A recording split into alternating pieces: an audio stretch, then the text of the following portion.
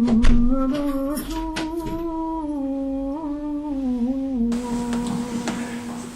walhamdulillah, wassalatu wassalamu ala rasulillah sallallahu alayhi wa sallam. Allah le Très-Haut nous dit dans Surat Al-Isra, le voyage nocturne: gloire et pureté à celui qui de nuit fit voyager son serviteur Mohammed de la mosquée Al-Haram à la mosquée Al-Aqsa, dont nous avons béni l'alentour, afin de lui faire voir certaines de nos merveilles. C'est lui vraiment qui est audient, le clairvoyant. Mes chers frères, mes chères sœurs, chaque année, durant ce mois de Rajab, on se rappelle, et quel rappel?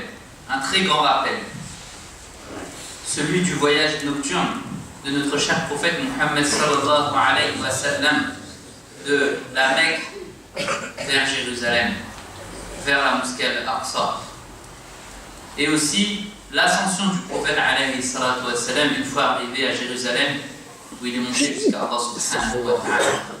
Et donc c'est aussi l'occasion de se rappeler que Bayt al-Maqdis, la mosquée de Jérusalem, c'est la première qibla, c'était la première direction auquel les croyants devaient se tourner durant la prière.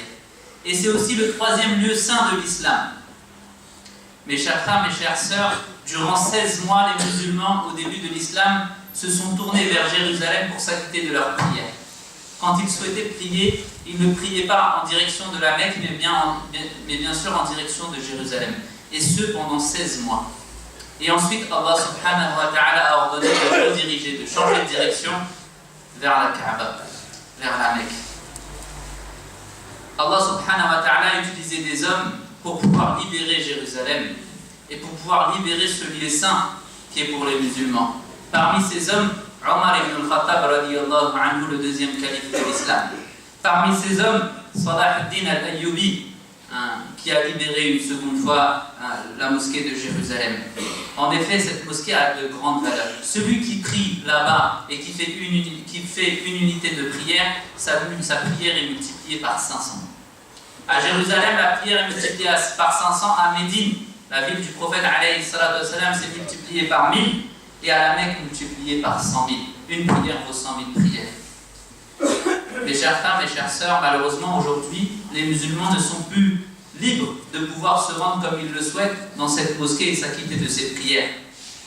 Alors c'est le moment de se rappeler, durant ce mois de l'ascension et durant ce mois du voyage nocturne, où le prophète alayhi salatu wa salam a voyagé de la Mecque vers Jérusalem, se rappeler quelle attache et quel amour les musulmans ont pour cette terre et pour ce lieu. Car quand les musulmans sont arrivés au début de l'islam devant la ville de Jérusalem, les compagnons du prophète alayhi salatu wassalam, et sont arrivés devant la ville, alors les prêtres chrétiens qui tenaient la ville de Jérusalem sont sortis devant les musulmans et leur ont dit: qui est votre chef? Cette ville ne sera prise et les clés de cette ville ne seront données qu'à un chef qui a telle et telle et telle et telle qualité et telle caractéristique, qui sont écrits dans nos livres. Et ces caractéristiques-là correspondaient aux qualités de Omar ibn al-Khattab, le deuxième calife de l'islam, radiyallahu anhu. C'est une longue histoire, on va essayer de la raccourcir pour que vous compreniez. Omar était le chef des musulmans, il a envoyé les musulmans vers Jérusalem. Ils sont arrivés devant Jérusalem, les prêtres sont descendus, ils disent: non, on veut voir votre chef. Parce que dans notre livre, celui à qui on doit donner les clés de cette ville a telle qualité et telle caractéristique. Alors si c'est lui, on lui donnera les clés. Omar radiyallahu anhu s'est déplacé de la Médine jusqu'à Jérusalem pour pouvoir rencontrer et ouvrir cette ville-là et ouvrir cette mosquée sainte pour les musulmans. Et il n'est pas venu de n'importe quelle façon. Il est venu à pied, subhanallah. À l'époque, il n'y avait pas de moyen de transport. Il est venu avec sa mule et avec lui son serviteur. Une mule pour 2 personnes. Et comment il faisait? Alors qu'il était le roi des musulmans, le chef des musulmans. Et c'est un homme juste, subhanallah. Malgré qu'il a le pouvoir, c'est quelqu'un qui craint Allah. Alors, à tour de rôle, lui et son serviteur montaient sur la mule pour éviter d'être fatigués. Ils montaient à tour de rôle. Et comment ils faisaient? Ils n'avaient pas de montre. Chacun d'entre eux récitait Surat Yasin à tour de rôle. Une fois qu'ils étaient sur la mule, ils récitaient Surat Yasin et puis c'était au tour de l'autre. Voilà quelle justice de Omar radiyallahu anhu. Une fois arrivé à Jérusalem, arrivé devant la ville de Jérusalem, c'était au tour de son serviteur de monter sur la mule. Alors les compagnons, quand ils l'ont accueilli, lui ont dit « Oh Omar, ô chef des croyants, il ne faut pas que ce soit ton serviteur, mais toi qui montes, tu es le chef des musulmans. Il faut qu'on te voie de cette manière-là. » Omar radiallahu anhu, ils lui ont demandé aussi de changer d'habit, de mettre quelque chose de propre alors qu'il avait des habits rapiécés, cousus, recousus. Omar radiallahu anhu leur a dit une phrase très, très forte et emblématique. Il dit: oh, les croyants, Allah nous a élevés par l'islam. On était faibles et Allah nous a élevés par l'islam. Et celui qui cherche une autre façon d'être élevé ne sera que rabaissé. Allah. Ensuite, l'histoire se poursuit quand les prêtres ont vu Omar et ont vu les caractéristiques et les qualités qu'ils avaient même dans leur livre, répertoriées dans leur livre. Ils lui ont donné les clés de Jérusalem. Rentre, c'est toi qui as écrit dans notre livre, subhanallah. Et il s'est dirigé où? Il est rentré dans l'église, l'église de la résurrection. Cette église qui est connue jusqu'à encore aujourd'hui.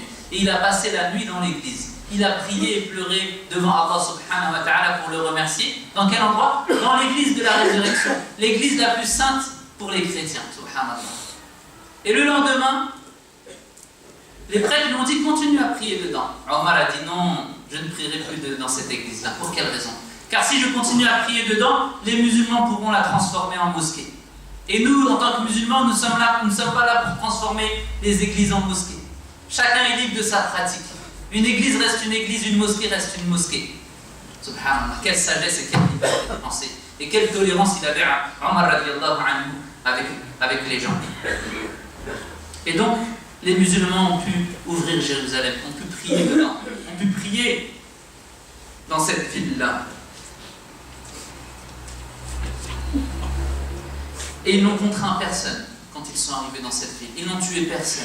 Ils n'ont obligé personne à devenir musulman. Chacun était libre. À tel point qu'on a appelé ça le pacte de Omar. Omar a fait un pacte entre les différentes communautés, entre les différentes communautés religieuses, pour que chacun puisse pratiquer sa religion comme il le souhaite.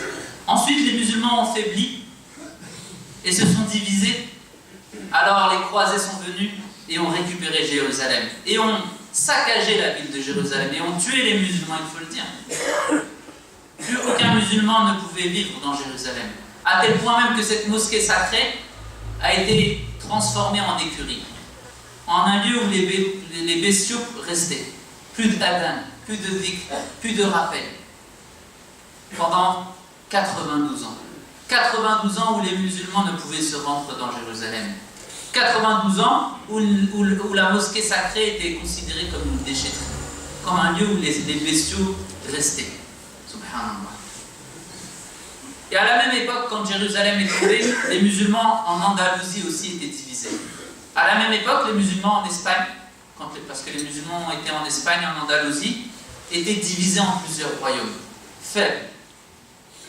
Alors à ce moment-là, les croisés s'attaquaient à ces divisions et allaient reprendre l'Andalousie. Et parmi ces royaumes, Mu'tamad ibn Abbad, un des rois musulmans en Andalousie, a fait appel à Yusuf ibn Tashfin, a fait appel à un musulman pieux, croyant, chef du Maghreb. Il gouvernait à ce moment-là le Maghreb et son royaume était installé à Marrakech. Il a fait appel à lui pour revenir et aider les musulmans et fortifier l'Andalousie. À tel point que les autres rois ont dit: oh, un tel Mu'tamad, si tu laisses Yusuf rentrer ici, il va faire en sorte de récupérer ce royaume et se l'accaparer. Et nous ne serons plus rois dans ce pays-là.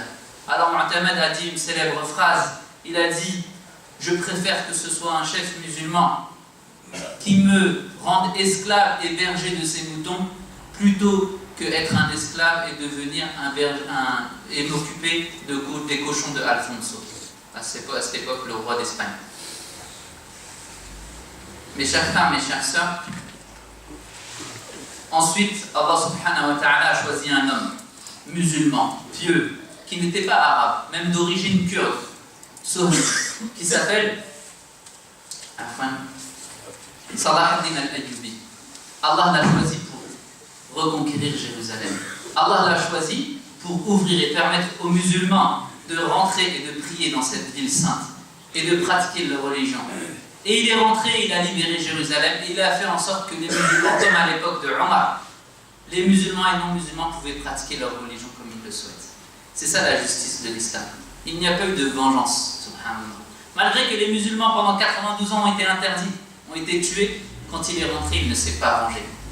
Donc mes chers frères, mes chères sœurs, on se rappelle de ces événements, on se rappelle de cet événement de l'ascension du prophète alayhi salatu wassalam et de son voyage nocturne vers Jérusalem pour garder ce lien qu'il y a entre nous et cette ville sainte, qu'il y a entre nous et cette mosquée sainte. Que chacun de nous, pour que chacun de nous soit libre de s'y rendre et d'y prier comme le prophète alayhi salatu wassalam s'y est rendu, il y a prié. En effet, quand le prophète alayhi salatu wassalam, la nuit, Jibril alayhi salam, l'ange Gabriel est venu à lui avec un animal qu'on appelle al-buraq et il est monté sur cet animal-là et ils ont voyagé à une telle vitesse qu'ils sont allés très vite jusqu'à Jérusalem. Arrivé à Jérusalem, à Bayt al-Maqdis, il a prié et il a guidé la prière derrière lui les 124 000 prophètes et messagers. Derrière lui, il y avait les 124 000 prophètes et messagers. Et ensuite, Allah subhanahu wa ta'ala lui a permis de monter jusqu'au ciel. Et il est passé de ciel en ciel. Il a rencontré les différents prophètes de chaque ciel. L'histoire est longue. Jusqu'à ce qu'il est monté devant Allah subhanahu wa ta'ala. Sidratul Muntaha, le jujubier de la limite, très proche d'Allah subhanahu wa ta'ala. Et Allah lui a donné un cadeau très important pour chaque musulman. Et ce cadeau-là, c'est la prière. Et Allah l'a donné et a ordonné à cette communauté de prier. Combien de fois par jour? 50 fois par jour. Chaque musulman et musulman devait prier 50 fois par jour. En redescendant, il croise Moussa alayhi salam, le prophète Moïse. Et Moïse lui dit que donc Allah a donné pour ta communauté. Le prophète alayhi salam lui dit, il m'a donné 50 prières que chacun doit s'acquitter. Alors il lui a dit, remonte, car ta communauté ne va pas supporter. Demande à Allah de diminuer.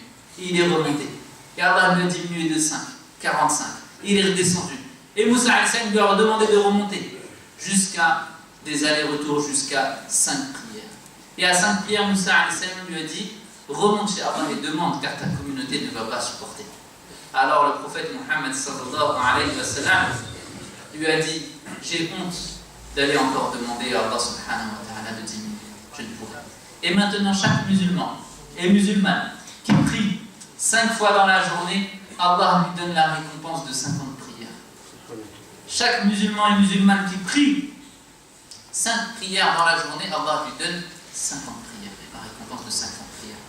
Donc le but de ce rappel, c'est que chaque musulman et chaque musulman ressente ce lien qu'il a avec Jérusalem, ce lien qu'il a avec la mosquée sainte, car c'est la première des directions pour le croyant. C'était ça la première direction des croyants, et c'est le 3e lieu saint de l'islam. Et que chacun d'entre nous, il doit avoir cet amour pour ce lieu saint. Et cet amour-là, il est lié même avec le Coran. Allah nous dit, gloire et pureté à celui qui de nuit fit voyager son serviteur de la mosquée Al-Haram à la mosquée Al-Aqsa. Al-Aqsa, la mosquée de Jérusalem. Wastaghfirullah.